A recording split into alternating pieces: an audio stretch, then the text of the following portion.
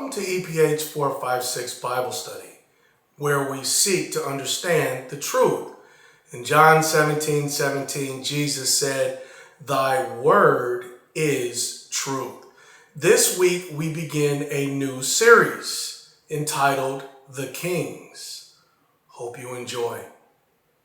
Use Lord, and it kind of continues to put it at the forefront of our hearts and our minds. So we just thank you for protecting us and keeping us together. Father, we also ask that you send your Holy Spirit tonight to open up our hearts and our minds so that we may understand what you have for us. In Jesus' name, amen. Okay. All right. This is going to be interesting. I'm sure I can move this laptop up so I can get to where I need to get to. All right. So, welcome to Wednesday. EPH Bible Study, baby. EPH 456. It's game on. So today,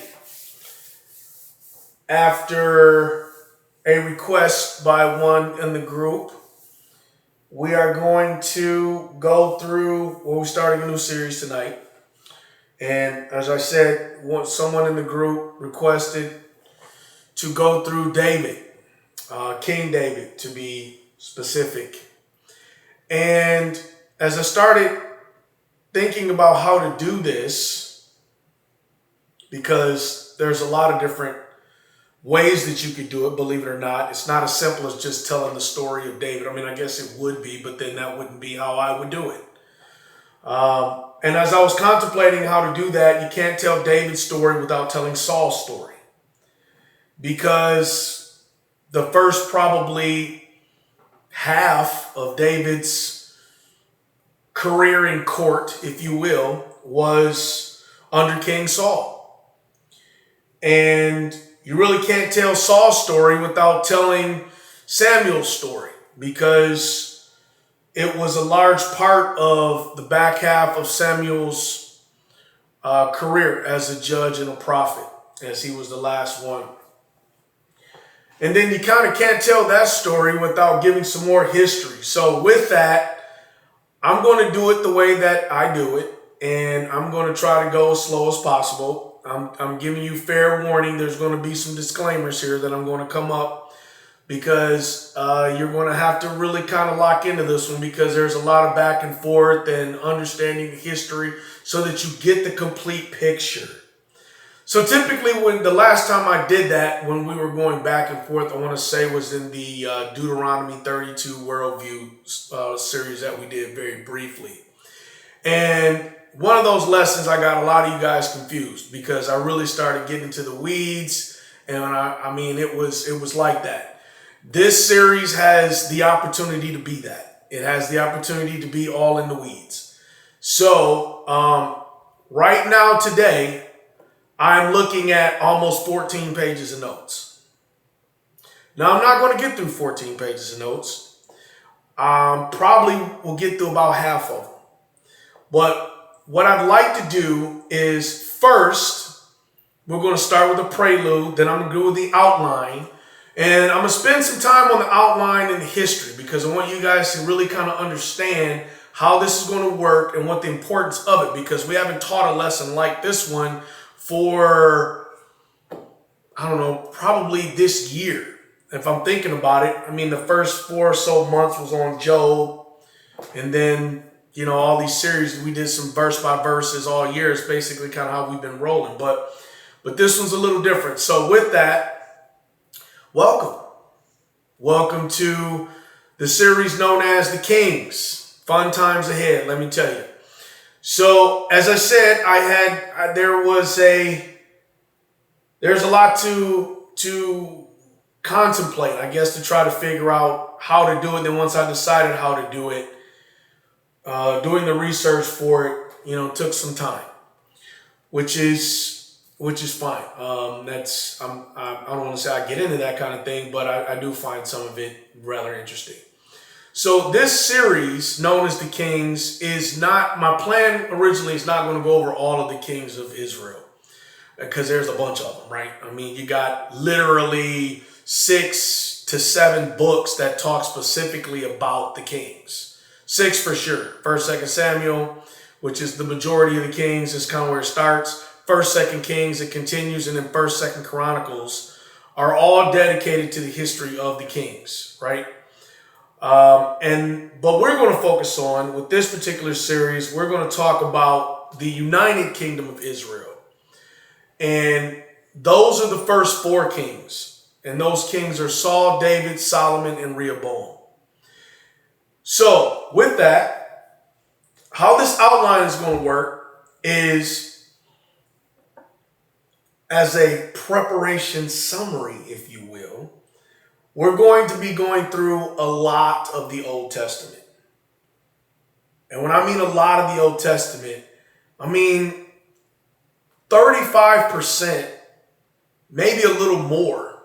Actually, it's probably 60% of the Kings touches the Old Testament, encompasses 65% of the Old Testament in one way, shape, or another.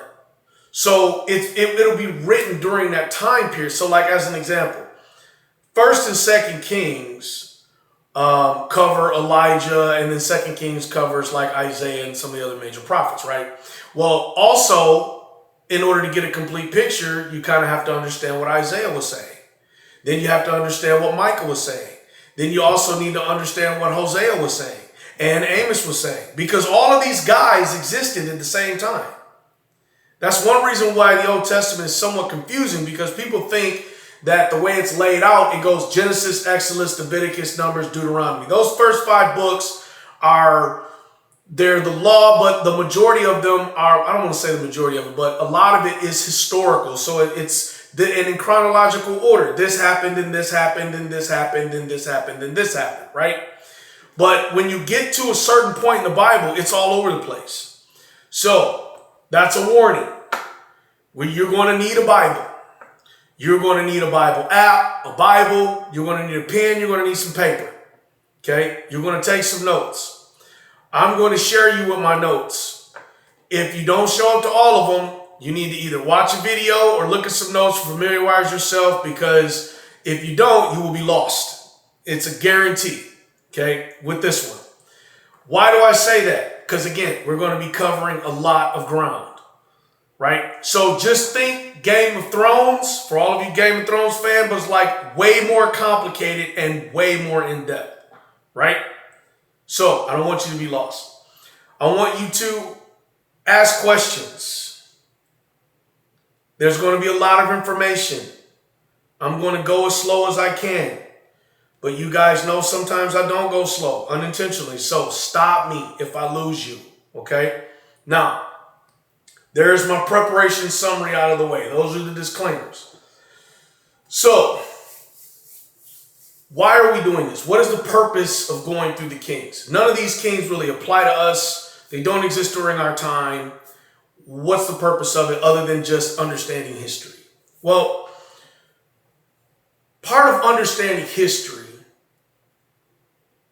is once you understand history, I should say, it allows you to somewhat predict future events. Because history repeats itself, as we all know. So, lessons learned in the past will help shape your performance in the future. Okay? That's number one. Number two is God gives us a unique insight through this particular point in time about his character and his personality, if you will. How God deals with his people in this time serves as examples of how he potentially will deal with us today in some aspects. Everything isn't the same because we have a major provision, a game changer in Jesus Christ that affected a lot of different things. Well, affected everything, right? They did not have that. So yeah, there's a major game changer there, but it's important to understand how God would see it. Because if his opinion of this performance was bad, and then we go and do that performance, well, then guess what your opinion is? You don't have to wonder if God approves it. You already know he doesn't. Because he didn't approve of this guy doing it however many thousands of years ago, then why would he approve of you doing it? It's kind of the same thing. So anyway, and then lastly is the results. The better that we understand God and the lessons in this particular series as he deals with these kings, it cannot help but make us become better servants to God. And that's the whole point of this life. Like, yeah, we want to have fun. Yeah, we want to enjoy all these things and all that. But Revelations 4:11 says, you are made, right, for his pleasure. That's it. You can look that up. Anyway, so how are we going to do it? Well, it's like I alluded to earlier. It's been a little bit, so I have to throw this disclaimer into the lesson. There's 3 primary ways that I study and teach in the Bible, as you guys know, because you've been listening to me for about 4 years now. I can't even believe I'm saying that, but this is what it is. But I'm going to recap it because it's been a minute since we talked about this. First is verse by verse. You guys are very familiar with that now. Where we read the verse, we understand what that specific verse means, how to potentially apply that to our life. And a quick example of that would be, say, Psalms 121, verse 1. I will lift up my eyes to the hills from whose cometh my help coming from the Lord who made heaven and earth. Okay, that might be Psalms 1 and 2. Anyway, or 121, 1 and 2. Anyway, you read that and you're like, man, that makes me feel good because I know God's going to help me. I can look up. I know he's there. I build confidence in that. That's a verse by verse understanding or learning. Okay. You read a verse, you get a little bit out of it, you apply it to your life. It's good. Second is moral of the story, which you read a complete story like 10 Commandments, like parables as an example. There's a good one. Like we just did for I don't know how many weeks, 9 weeks I think we did parables, which gives us a moral of the story point of view. So you listen to the story ends, and you say, okay, what does that story mean, and how do I apply it to your life? So I'm not going to give you an example. We just got out of 2 months of parables, so that one should be pretty fresh in your mind. And then the last one is the 100,000 foot view, right, where you take elements of the first one, elements of the second one, but then you also add another aspect to it. Because the 100,000 foot view, when you look at things, it basically says, how does this story, these verses, fit in the overall Bible narrative? How does it fit into the overall puzzle? So think the trees, forest, and narrative, right? How does this tree fit in the forest view, if you will? And you're going to be using all 3 in this series, all right? So, that being stated, I mean, it's like I said, it's a lot of prelude, I guess, but I'm trying to set us up for success with this one. So here's how we're going to do it. From an outline perspective, I'm going to give you a background summary and to provide some context of the United Kingdom of Israel. And I say United Kingdom, it'll make sense as we go through it. Okay? We're going to start with Saul's reign. I'm going to give you the background. I'm going to give you the beginning, the middle, and the end. I'm going to give you a summary view of their reign in the overall picture of the biblical narrative. Because you couldn't have been king of Israel and not have some meaning in the overarching plan that God had for his people. It's just impossible. So you'd be missing out on an opportunity to understand how that fits in the overall biblical narrative. Okay? I will have to say this as a warning. There will be a lot of rabbits that will be chased. I can't help it. So I'm going to get sidetracked. I'm going to provide you with as much contextual information, easy for me to say, that I possibly can that pertains to the king's reign to help you get a full understanding of what this time period was about, because it's some really interesting events that happened in here that affected future events and so on and so forth. You're going to learn about a couple of those tonight. All right. Next, after we get done with Saul, we're going to go over David's reign. Same thing, background, beginning, middle, end. I'm going to give you a summary. And again, another warning. There's going to be a lot of books we're going to be going through. Okay? Get your track shoes on. A lot of books. Stop me if I'm confusing you or if I'm moving too fast. If you don't understand the information, what's the whole point of this thing? Other than see each other on Zoom and go, hey, how you doing? There's no point. So stop me if I'm going too fast, all right? Then after David's done, we're going to go through Solomon's reign. And then after Solomon's done, we're going to go through Rehoboam's brief reign as united king of Israel. Okay. Any questions on all that? Everybody kind of understand the mission? Good. Then let's begin. Hey, you're going to send like an outline of what you just said, right? Yeah, I can send you one. All right. Here we go. So preparation for the series, as I mentioned before, or any series really, the one question that you're always forced to ask is, and one of the hardest part, the easiest part really is ending it. The hardest part is how do you start it? Where do you start? How do you start? And so with this one, I found it best to start at the beginning. I thought about it, and we're just going to go all the way back to the beginning, very briefly. So you guys know the creation story. Not going to get into that. You already know the Adam and Eve, they're in the garden, etc., etc., etc. They tempted. Then there's the fall of man. And the reason why we're starting there, so our first verse is going to be Genesis 3:15. I'll give you a second to go to it if you want.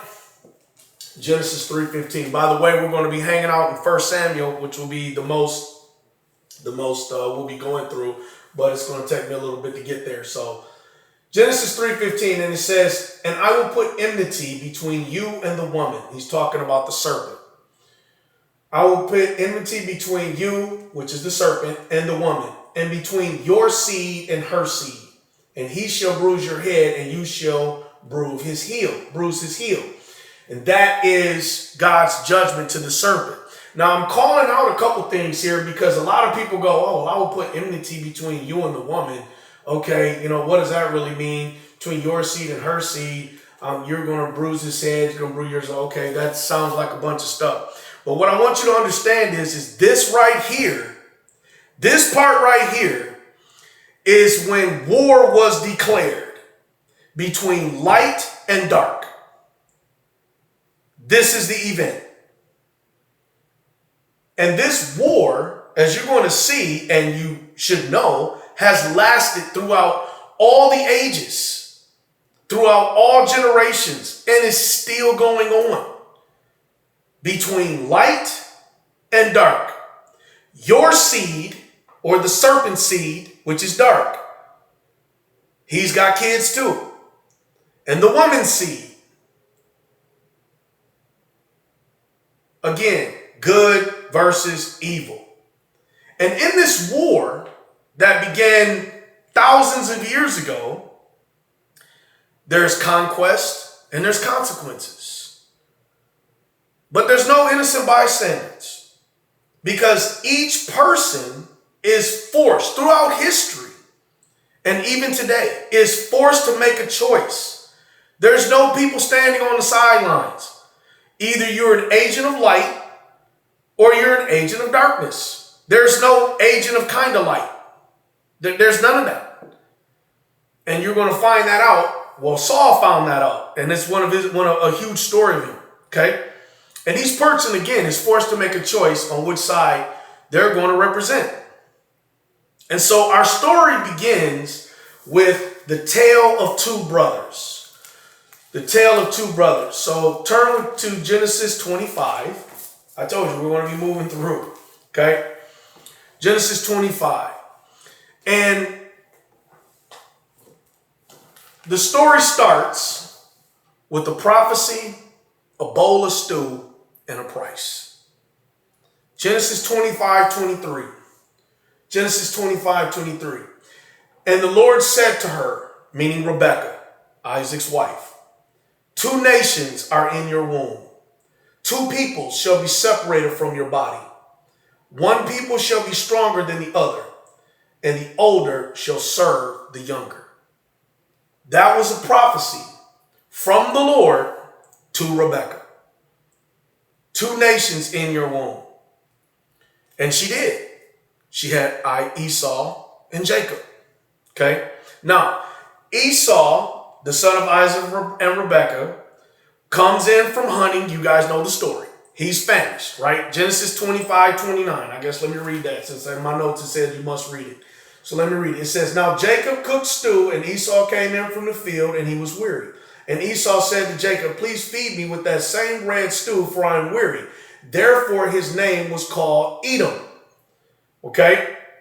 Remember that. But Jacob said, sell me your birthright as of this day. And Esau said, look, I'm about to die, so what is good as a birthright to me? Then Jacob said, swear to me this day. And Esau swears to him. Okay? So Esau rolls in there, give me some soup, ends up selling his birthright for some soup. Stew of lentils. Okay? Now, fast forward from that event, there's a falling out that happens. Isaac blesses Jacob, as you know, gives Jacob the birthright, which Esau sold to him for basically nothing, right? And we're going to touch on why that was so important here in a second. But they make peace as brothers. You find them a few chapters later, and they hug and kiss each other, man. And Esau gets a blessing from Isaac and goes on and does his thing. And Jacob, takes the birthright and the promise, and he goes on and does his thing. And there's nothing in the Bible that says that there was any other animosity between the two of them from that day since. But what is also safe to assume is that jealousy set in at some point in Edom. Now, as I said before, Esau is Edom. You just heard me read that. Israel is Jacob, when God changed his name to Israel. All right? It's just so we understand, because now the names are flipping around here, which can kind of get confusing. Again, Esau is Edom, so we're going to refer to him as Edom from now on. Maybe, if I can keep it organized. Jacob is Israel. You guys should already know that. So, if Esau is Edom, the Edomites are descendants of Esau, Jacob's brother, or the cousins to the Israelites, because Jacob is Israel. So I'll say it again so you guys don't get confused, okay? Edom is Esau. Israel is Jacob. They're brothers. So their descendants are cousins. First, second, third cousins, all through the line. Maybe that explained that better. So, give you a little bit of background now. Now, the story continues in this same house of Abraham, where Israel and Jacob, Esau or Edom, in that house, they're all considered part of Abraham's house, right? Just like in my house is my son and my 2 daughters. That's considered my house and my wife, right? Okay, so in the house of Abraham, there's a woman named Timnah. And according to rabbinic tradition, Timnah wanted to be in the house of Abraham, associated with that house. Again, this is according to rabbinic tradition. It's not in the Bible, so I want to preface that. And in the quote from the Talmud, it says, it's better to be a servant in this nation than to be a noblewoman in another. That was Timnah's word. But Timnah was rejected. Now, later on, Timnah finds her place. But she finds it in the arms of Eliphaz as his mistress, not his wife. Now, Eliphaz is Esau's oldest son, which would be a nephew of Jacob. Now, this is important because the union between Eliphaz and Timnah produces a son. Genesis 36 details this. And Timnah and Eliphaz, their son's name is Amalek. Amalek is his name. Esau's grandbaby, Amalek. Now, during this time, while this is going on, it's safe to assume that there's still peace between Esau and Jacob, which was originally described in Genesis 33. That peace that they made in Genesis 33 was still holding. So everything was good. The Bible doesn't say anything different.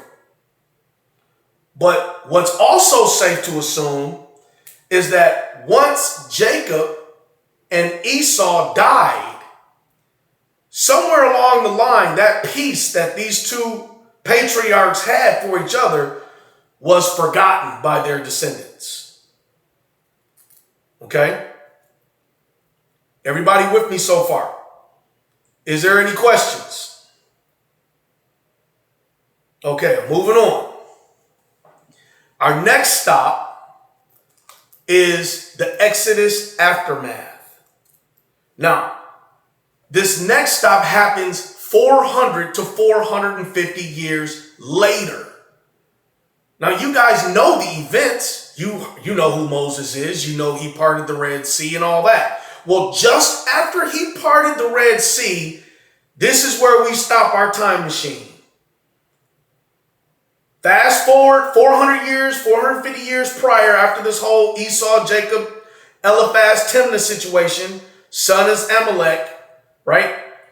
Fast forward 450 years, you have a nation in Israel that was in captivity for I don't know how many years, 400 years or so. They escape captivity. God parts the Red Sea. You guys know the story. Moses escorts Israel on the other side, dry land. Now, you can see the chariots washing up on shore with the dead horses and the dead soldiers. Once God did that, you can see that. Bible describes it, details it. So I want you to put your place there so you can understand. Put your mind there so you can understand the point that we're trying to make here. Okay? Israel was just got out of hundreds of years of slavery. They still have a slave's mentality. Because even though you're free, you don't act free. Right? You need to live free for a minute in order for that to sink in. They just see this miraculous event that's happened. And they're embarking on their journey through the wilderness of sin. Can't make it up. The wilderness name is sin, according to Exodus 17. All right? Which is our next verse. And I'm going to read that right quick. Exodus 17. Let me find it right quick. All right. So I used to pre-mark these, but now I'm trying not to pre-mark them, so that gives you a chance to try to find them if you want to try to do that. So I'm going to start with Exodus 17:1. All right. It says, Then all the congregation of the children of Israel set out on their journey from the wilderness of sin, according to the commandment of the Lord, and camped in Rephidim. But there was no water for the people to drink. Therefore the people contended with Moses, meaning that they complained. Rightfully so. I'm thirsty, Moses. I don't have anything to drink. Can you give us some water? What's going on? So as they're doing that, Moses, God says, he's like, hey, Lord, I need some help. I don't know what's going on. These people are grumbling. This is a lot. God says, okay, listen, go strike the rock. There's going to be water that comes from the rock. You're going to be good. Okay. So Moses does that. And then it says, as these people, now think about this. These people are hungry. These people are tired. These people are thirsty. They still have a slave's mentality. They've been beat up and persecuted for hundreds of years. It's pretty safe to say they're probably weak. Pretty safe to say that. And as they're on their journey, going across the wilderness, they get attacked. And they get attacked by the Amalekites, who are descendants of Amalek. And now you see why I gave you the history lesson before. They're cousins. They get attacked by their cousins, the Amalekites.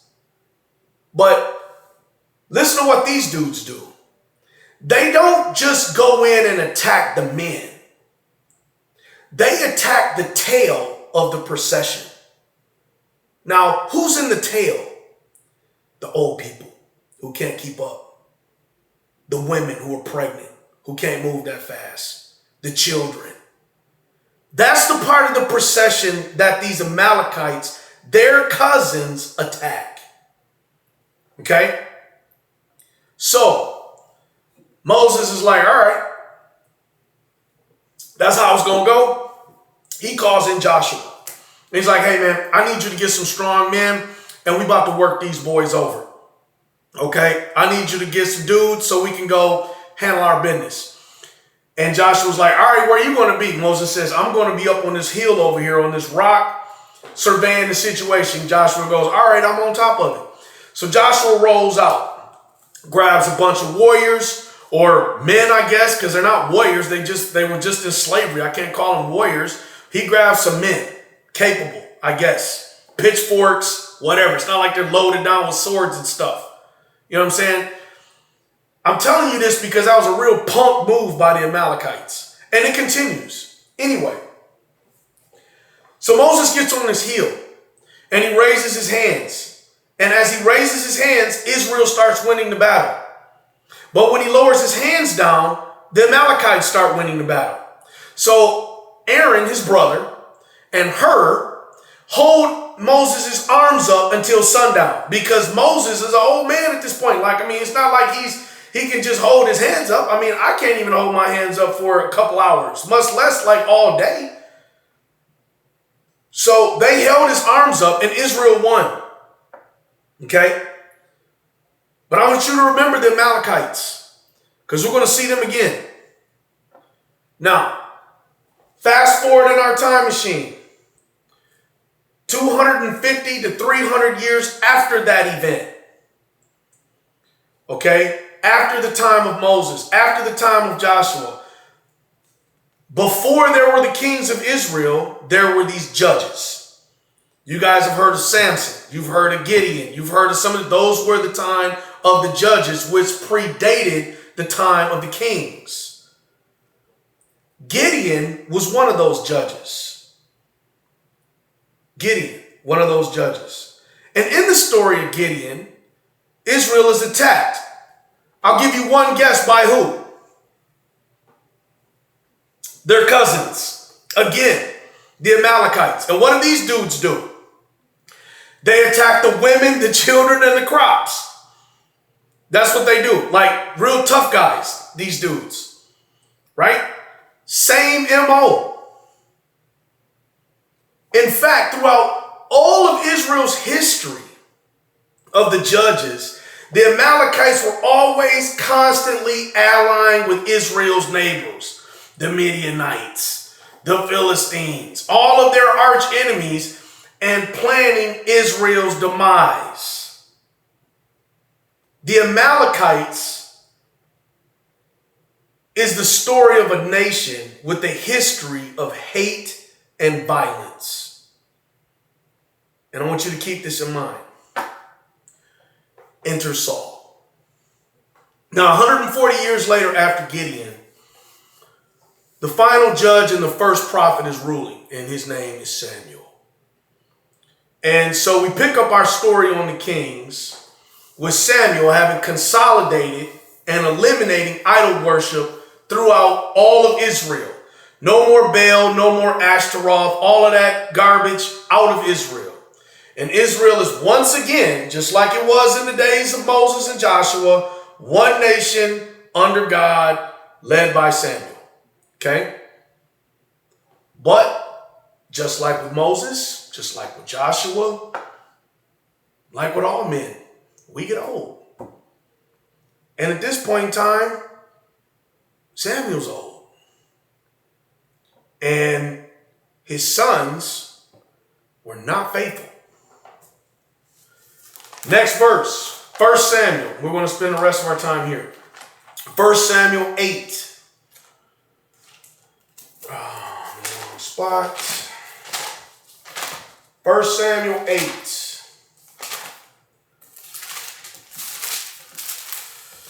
1 Samuel 8. All right, 8. Verse 1.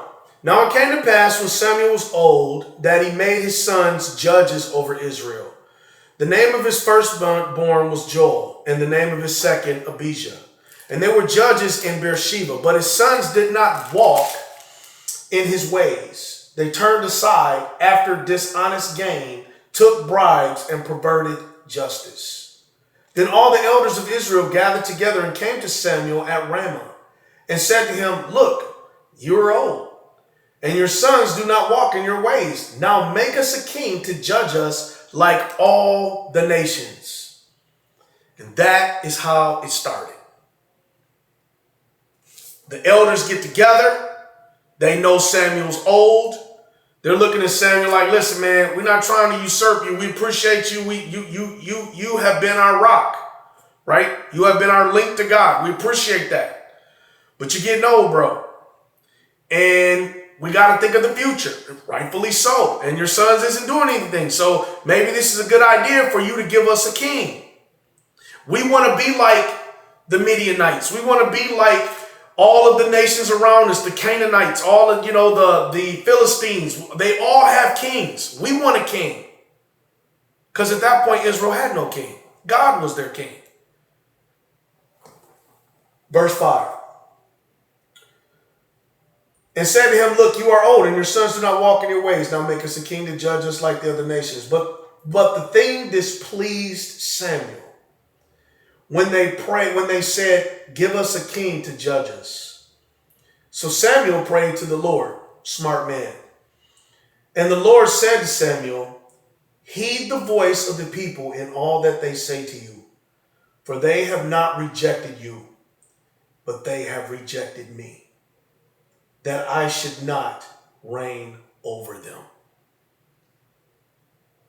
So Samuel obeys God.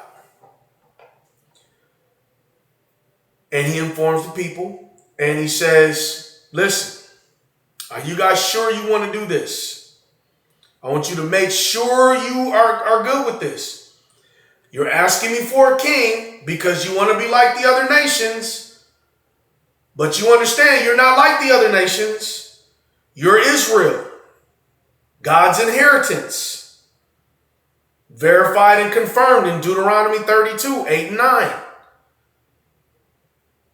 And he also then goes on to say, I want you to seriously consider this because you guys say you want a king, but a king will, and he lists these items, take your sons and enlist them to serve and fight in whatever his army is at his pleasure. He's going to appoint them to soldiers and generals and captains, etc., right? He's going to take your sons and he's going to make them work in the field. Make them reap his harvest. Make his weapons for his conquests, which the king will use your sons and the resources that your sons work and do to make war with his enemies. He will take your daughters to be cooks and bakers and maids to serve in his house. He's going to take your fields, take your vineyards, take your olive yards. He's going to give them to his servants. He's also going to tax you. He's going to tax you 1/10 of your earnings. And he's going to use that money to fund the kingdom. Right now, you guys don't pay that. Okay? God gave each man an inheritance. And that land was theirs. And God forbid them to sell it. So it stayed in their family. So their family would always have something. But as a king, he's going to tax all that. He's going to take it. And what he doesn't take, he's going to tax. And he's going to take your cattle and your manservants and your maidservants and make them serve him. And you will eventually be his servants. And the people said, you know what? We good. We want to do it. Verse 21. And Samuel heard all the words of the people and repeated them in the hearing of the Lord. So the Lord said to Samuel, heed their voice and make them a king. And so Samuel said to the men of Israel, sends them all back to their city. Okay, so back to Genesis. Genesis 8. Told you we're going to be doing some moving around. Now we've taken you up to that point. I'm going to do like a double flashback. I started with a flashback, now I'm doing a double flashback. I don't think that's allowed in movies. Maybe that's a faux pas or something, but it's in movies. This is Bible study, so I can do it. All right, Genesis 8, 18 through 22. All right, Genesis 8, 18 through, all right. 18 through 22. Oh, no, I'm sorry. Notes is most misspelled. 49, 8 through 12. Sorry. Genesis 49, 8 through 12. No, that didn't look right. 49, 8 through 12. All right. I'm getting a little old if you guys haven't figured that out yet. I'm getting a little old. 49, 8 through 10. I'm in the right spot now. So this is Jacob blessing his sons, all 12 of them. And he says, Judah, he comes to Judah, his son. Judah, you are he whom your brothers shall praise. Your hand shall be on the neck of your enemies. Your father's children shall bow down before you. Judah is a lion's whelp. From the prey, my son, you have gone up. He bows down, he lies down as a lion. And as a lion, who shall rouse him? The scepter shall not depart from Judah, nor a lawgiver from between his feet until Shiloh comes. I'll explain that. Actually, I'll just explain it right now. So what this prophecy is saying is that Judah's brothers will all serve him. And what that really meant was that the kings or the line of kings will come through the line of Judah until Shiloh comes. Shiloh is the Messiah. We all know who that is. That was a prophecy from Jacob thousands of years before the events of Samuel. Okay? Or 8,000 years before Samuel. Yeah, a little over 1,000. All right. So, verse 27, 49, 27, which says, Benjamin, which is his youngest, Jacob's youngest, Benjamin is a ravenous wolf. In the morning he shall devour the prey, and at night he shall divide the spoil. Now, why am I reading this to you? Because at this point in time, you should know that the line of kings will come from Judah, based on that prophecy from Jacob, not Benjamin. Because I read you Benjamin's prophecy, his blessing. Now I can read Samuel 9, 1, 2. There was a man of Benjamin whose name was Kish, the son of Abiel, the son of Zeror, the son of Beshkorath, the son of Apiah, a Benjamite, a mighty man of power. And he had a choice and a handsome son whose name was Saul. And there was not more handsome a person among the children of Israel. From his shoulders upward, he was taller than any kind of people.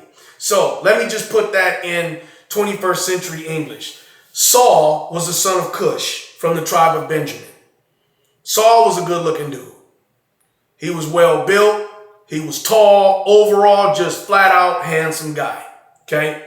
In fact, the Bible says that Saul stood out not only because of his looks, but his build, because he stood taller than all the people during his time. Matter of fact, the people from Samuel 2 or 9 verse 2, which I just read, the people came to his shoulders. So he was literally a head taller than everybody else. He looked majestic. He looked like a king should look. Tall, well-built, handsome. And it's easy to see why people wanted Saul to be king, suggested that Saul be king. Now, Saul's story starts out with him looking for his father Kish's donkeys. Can't make this up. You want to read it? It's Samuel 9. I'm going to paraphrase as I kind of speed up a little bit. Now, I'm not sure if they just got out of the gate in the plantation or how they escaped. Bible doesn't say this. But what we do know is that these donkeys were lost. And Saul was asked by his father Kish to go look for them. So Saul takes one of his servants and he sets out to look for these donkeys. Now, he passes through Mount Ephraim. He passes through the land of Shalisha. No donkeys. Okay? Search for these donkeys continue. He goes through the land of Shalem. In fact, he goes through all the land of Benjamin. Now, I'm going to tell you, man, Saul was a pretty dedicated dude. Because I would have went down the street and around the corner and been like, you know what? I don't know where these donkeys are at. Somebody's probably got them. I'll see you later. I mean, it's not like it's a stallion, bro. It's a donkey. I mean, I'm just throwing that out there. But anyway, Saul was very persistent and he continues to look for these donkeys. So credit to Saul. Now, finally, they come to this place called Zuph. Okay? And Saul has this epiphany. He says, dude, I don't think we're going to find these donkeys. And servant's probably like, yeah, bro, I could have told you that a few times ago, that we weren't going to find these donkeys. But then by pre-adventure, as the Bible would say, Saul hears that there's a seer in the town nearby. And perhaps he could petition the seer for some help. Hey, where's my donkeys? Now, the seer is what they called a prophet in those days. Okay? So Saul journeys into this town. He comes to these ladies, and they're probably glamored with his looks and his muscles and all the things, right? And Saul's like, excuse me, ladies, can you tell me if there's a seer here and where's he at? And the maidens, they reply, they say, yeah, there is a seer here actually. And then they give Saul the location. So Saul sets out to find the seer. Now, meanwhile, the Lord had already informed Samuel this was going to go down. Already gave Samuel the 411. He's like, listen, Samuel, tomorrow I'm going to send you a man out of the land of Benjamin. And you're going to anoint him. And he shall be captain over my people. And will save my people out of the hand of the Philistines. So God already gives Samuel a heads up. Now, the Philistines, just as a side note, without chasing this rabbit fully, Philistines were also neighboring nations, just like the Amalekites that were always battling with Israel. Okay, now, Samuel meets Saul, and clearly it was obvious to Samuel who Saul was based on his height, and one would just assume that Saul was the dude because he just had to look. He was just like, man, he's got to be the one. So Samuel greets him, he invites him in, and Samuel, Saul, and his servant, they eat together, right? So, again, they arrive at this dinner under invitation from Samuel, and Samuel puts Saul and his servant in the place of honor. Now, Saul's a guy from a small town. He's probably like, hey, man, this is kind of nice, Cook brings in the food, they eat together, and then after the meal, they go out from the city, but their conversation continues. Samuel's no doubt kind of doing the background check. He's offering he's observing Saul's answers to questions. And the conversation continues back at the house, and they go and hang out, and Samuel says they wake up the next morning. Saul and his servant are about to leave. Like, yeah, man, we got to get back home. My dad's probably worried about me. And Samuel lowers the boom. He says, Saul, you need to send your servant back home. But you got to stay because I want to show you the word of the Lord. And Saul obviously would have known when Samuel, the seer, leader of all Israel, says, I'm going to show you the word of the Lord. It was like, stop in your tracks, do whatever this dude says. So Samuel begins to tell Saul the news. He's going to be the first king of Israel. And so Samuel obeys God, and he grabs a vial of oil and he pours it on his head. And he kisses him. He anoints him. And he says, the Lord has anointed you to be captain over his inheritance. Okay?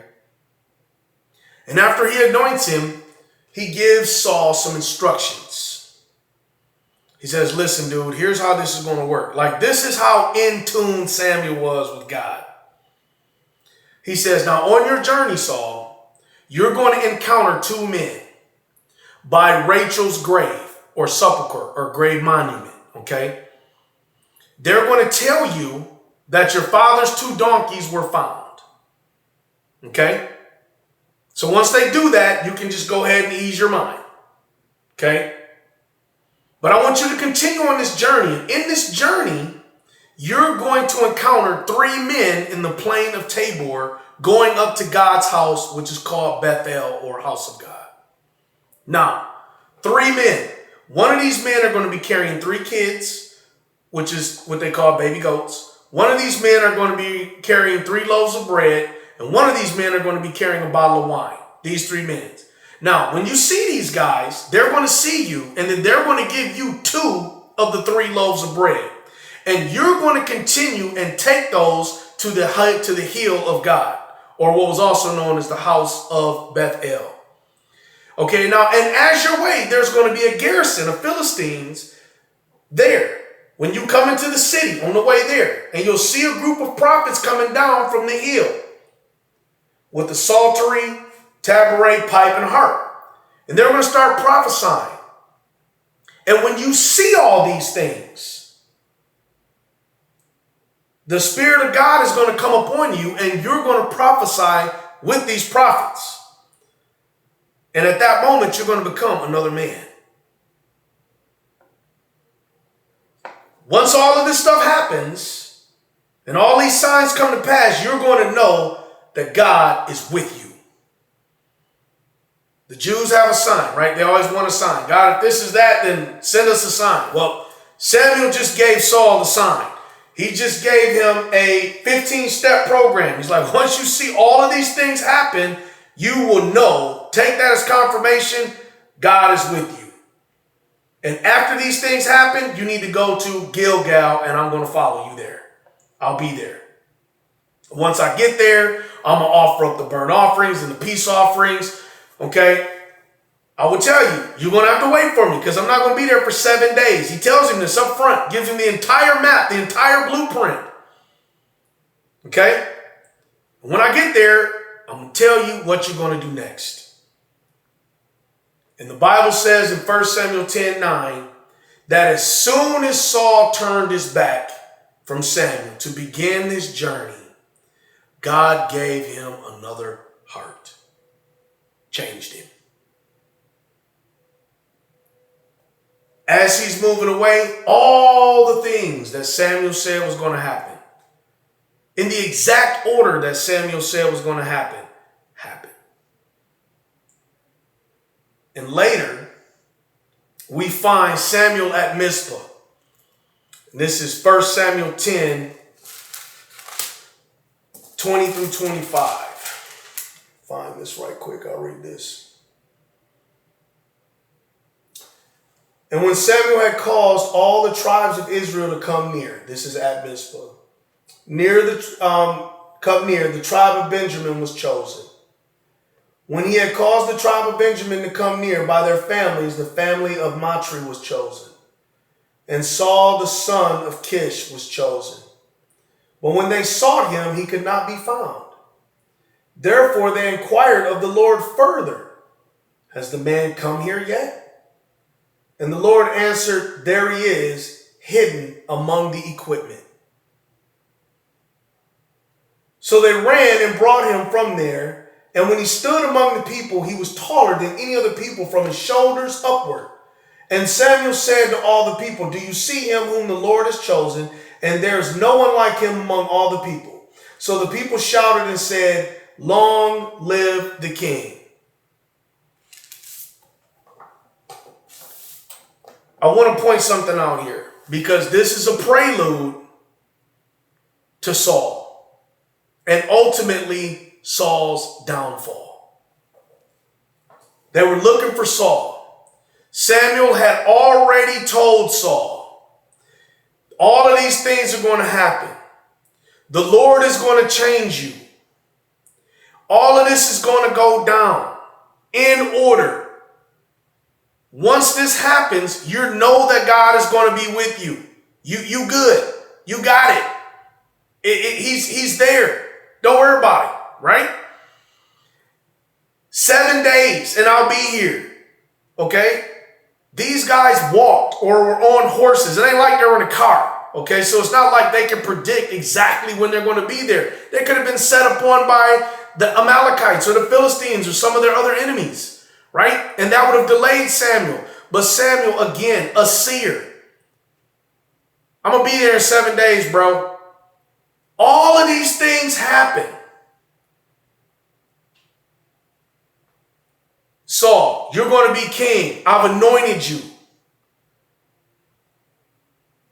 Samuel already knows who's going to be king. He's one of the only ones, right? And when it comes time to choose Saul, where is he at? Is he front and center? No. Where is he at? He's among the equipment. He's among the equipment. I don't know if that speaks to Saul's character. I take that back. I know it speaks to Saul's character, because you're going to see that same cowardice be his downfall in the next lesson. Any questions? Thank you for watching, and may the Lord watch between me and thee while we are absent one from another.